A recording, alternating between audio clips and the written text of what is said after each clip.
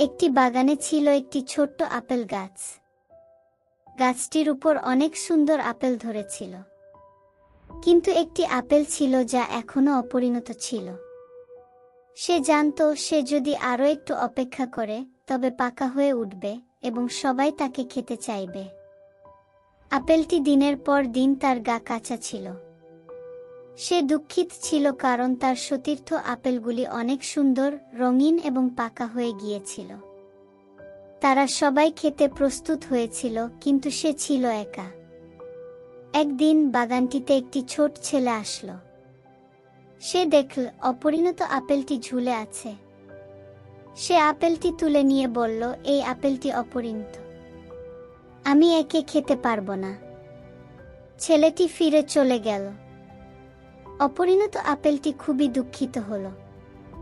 সে ভাবল, আমি কখনো পাকা হতে পারবো না। কিন্তু কিছুদিন পর ছেলেটি ওই গাছটি আবার তার আপেলটি দেখতে পেল। এবার সে পাকা ছিল, সুন্দর, মিষ্টি। সে বুঝতে পারল সবকিছু সঠিক সময়ে ঠিক হয়। সবকিছু সঠিক সময়ে সেরা হয়, এত তাড়াহুড়া করতে হয় না। একটি গাছের উপর একটি ছোট আম ঝুলছিল। সে জানত একদিন সে খুব মিষ্টি ও রঙিন হয়ে পাকা হবে। কিন্তু এখন সে ছিল সবুজ এবং তেমন আকর্ষণীয় নয়। গাছটির কাছেই ছিল একটি বড় আম। তার রং ছিল সোনালী এবং দেখতে খুব সুন্দর। সবাই সেই আমটিকে পছন্দ করত এবং তাকে খেতে চায়।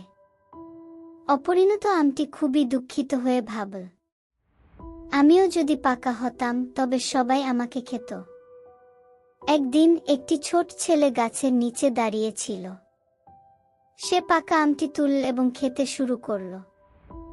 অপরিণত আমটি তার দিকে তাকিয়ে ভাবল, আমি কখনোই এত সুন্দর হতে পারবো না। কিন্তু কিছুদিন পর অপরিণত আমটি পেকে উঠল। তার রং হলো সোনালী, গন্ধ খুব মিষ্টি। একদিন সেই ছেলে আবার গাছের নিচে আসল।